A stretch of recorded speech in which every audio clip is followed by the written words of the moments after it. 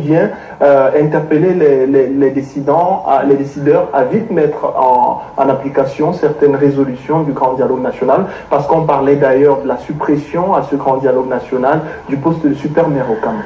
Voilà, donc si le président veut vraiment faire ramener la paix, il peut déjà commencer par supprimer ce genre de postes qui nuisent plutôt que ne rendent service. Ces postes de délégué du gouvernement. Parce que, qui dit qu'à Yaoundé, un grand Bafoussam, il s'occupe des boutiques. À Yaoundé, c'est boutique avec les fleurs. Alors, je voulais dire que, ici, là, il y a un plan d'urbanisation de la ville de Yaoundé qui date des années 60. On a créé des routes. Mais on ne fait rien. Toutes ces routes-là disparaissent parce qu'on ne fout rien et les gens construisent là sur les routes. Sur les routes. C'est pour ça que quand on démolissait les maisons construites sur les routes, j'étais parfaitement d'accord, j'étais entièrement d'accord.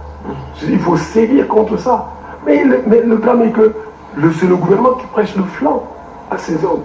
Si le gouvernement, conscient du fait que la continuité d'administration veut qu'on sache que avant nous, il y avait un plan d'urbanisation, le plan directeur de la ville qui avait été exposé même à l'hôtel de ville pendant longtemps. On s'inspire de ça. Que disait ce plan d'urbanisme, hein? Alors voici comment la mettre en pratique. Il faut développer. On a beaucoup de routes ici, rue Mangué et Sos partout, qui n'existent plus. Avec les embouteillages qu'on vissait, je sais, il suffisait seulement d'améliorer ces voies-là pour décongestionner. Parce qu'en la vérité, au Cameroun, on n'est pas encore nombreux. On n'est pas nombreux comme au Nigeria, comme en Égypte, pour qu'on souffre des embouteillages comme actuellement. Et même mourir sur les axes lourds, ce qu'on appelle axes lourds, comme on meurt aujourd'hui. Si on comprend pourquoi au Cameroun, d'abord les maladies, tous les malades des hépatites sont aux abois. Les produits qui étaient subventionnés, qu'ils achetaient à 2000, ont disparu. Et ils ne retrouvent ça que dans les pharmacies. Ce que tu achètes à 2000, tu achètes à 10 000. Les malades de l'hépatite sont en train de mourir en ce moment, comme des poulets. Parce que le gouvernement ne sait pas suivre la gestion des stocks de produits. Si bien que quand les produits finissent, on prend du temps pour revenir. Il en est de même. Si le gouvernement vraiment veut faire preuve de compétence, quand ça, que nous avons vu comment en quelques jours on réalisait les déviations à côté sur l'axe lourd, Douala Bafoussam, Douala Yaoundé. Cela a démontré que de là à faire des routes d'axe lourd à 2 voies comme au Gabon ou au Congo, c'est facile. C'est une question de volonté politique. Donc on se rend compte que le nombre de taux de mortalité excessivement haut sur nos routes n'émeut pas franchement nos dirigeants. Sinon, à la lumière de ce qu'ils ont fait pour les déviations tout au long du trajet Yaoundé Bafoussam, ils auraient directement décidé de créer une autre voie pour réduire le nombre d'accidents. Tout le temps, c'est un bus d'une compagnie qui entre en collision avec un remorque, camion remorque.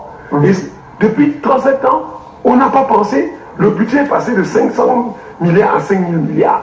Vous ne parvenez pas à faire des voies. Les gens ont l'argent seulement pour construire les grosses immeubles. Même les 200 millions que le chef de l'État a envoyé à Bafoussam là. Vous croyez que les gens auront quelque chose? Ils auront une somme minable. Hein? On est habitué à ça. N'est-ce pas, les préfets, tout ça qui sont en prison? Parce que c'est devenu au Cameroun, quand tu as déjà accédé à un certain cercle, tu es au-dessus de la loi. Tout est permis. Tu peux voler l'argent des pauvres sans courir le risque. Alors Léonard Fandia, le drame de Bafoussam vient également mettre sur la table de l'actualité le problème de construction dans des zones à risque.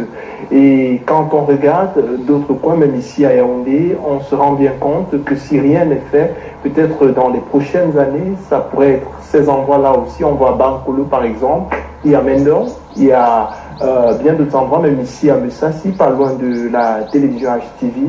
Qu'est-ce qu'il y a lieu de faire par exemple dans les cas comme ceci? Bah écoutez, parce que forcément il y a des maisons qui sont déjà implantées de ce côté-là.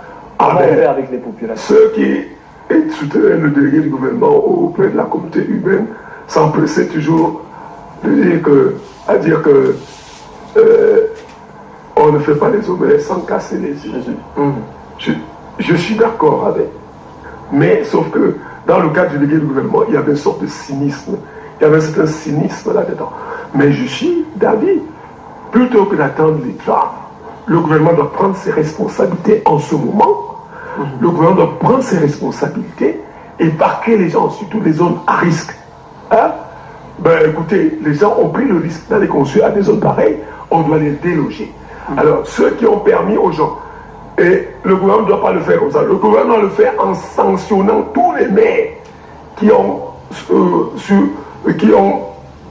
laissé construire ce genre de maisons à ces endroits pendant leur gouvernance. Le gouvernement doit commencer par recenser les maires qui ont permis la construction de ces maisons-là, parce qu'on peut facilement reconnaître en quelle année on a construit telle ou telle maison. Alors, en telle année, c'est tel qui était maire de cet arrondissement. On prend d'abord cette personne, on enregistre. On va encore revoir de telle période qui était maire, c'était telle personne. Alors maintenant, on va démolir ces gens. Alors comme le gouvernement, dans toute politique sociale, on dit que l'homme est au centre des préoccupations du gouvernement, le gouvernement dans ce cas, pour avoir participé de manière laxiste à la construction de ces maisons, le gouvernement doit dédommager ces genres de personnes dont il va démolir les maisons et punir les maires qui ont permis la construction de ces maisons-là. Voilà, il y a simplement à l'image de Léonard Fandia quelques illustrations, quelques clichés de quartiers, de zones pas bonnes du tout. Cette semaine, notre reporter Estelle Dédin, elle y a fait un tour. C'était bien sûr au lendemain de l'événement, du drame de Bafoussam. Elle s'est rendue dans quelques lieux à risque dans la ville de Yaoundé. Elle a beaucoup opté pour un quartier bien connu, un quartier d'étudiants, Bonas notamment. Je vous invite à regarder ce reportage d'Estelle Bédin. Nous sommes à Ngouaikele, quartier universitaire situé dans la capitale politique du Cameroun, Yaoundé. L'image parle d'elle-même.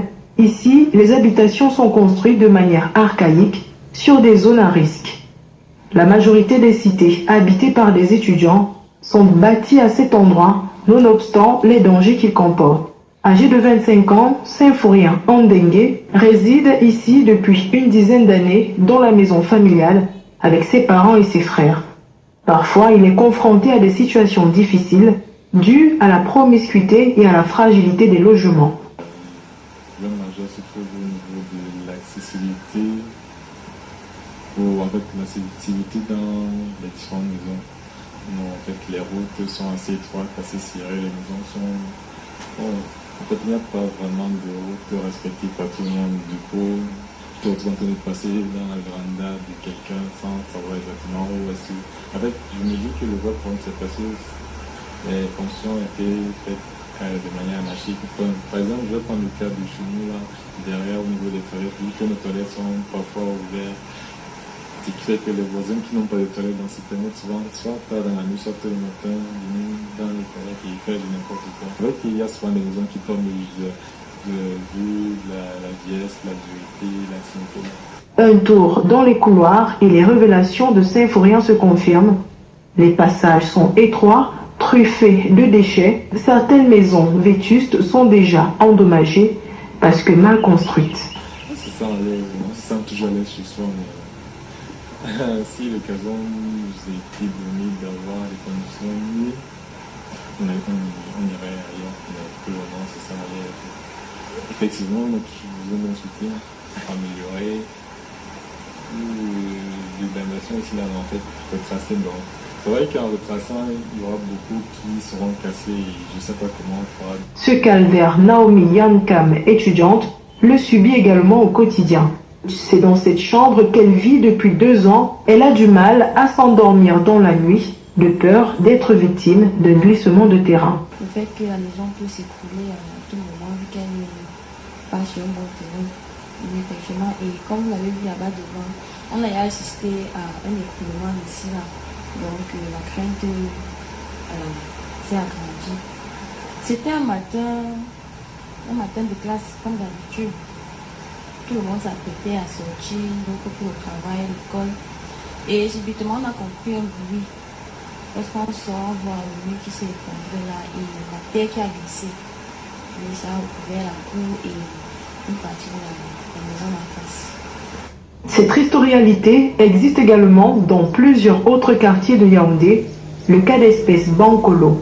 Nous y sommes justement, la situation dans cette zone est la même. Il suffit de faire un tour à proximité de la paroisse catholique pour faire le constat, les maisons sont élevées sur une colline, ce qui représente également un danger public. À côté de Ngouaikele et Bankolo, il y a également la chaufferie Etetak, située dans le sud de Yaoundé, qui souffre des mêmes réalités. Un reportage effectué dans quelques zones à risque dans la ville de Yaoundé. Elle a fait le tour de Bankolo et également le tour de Bonas, où des étudiants vivent dans une précarité terrible.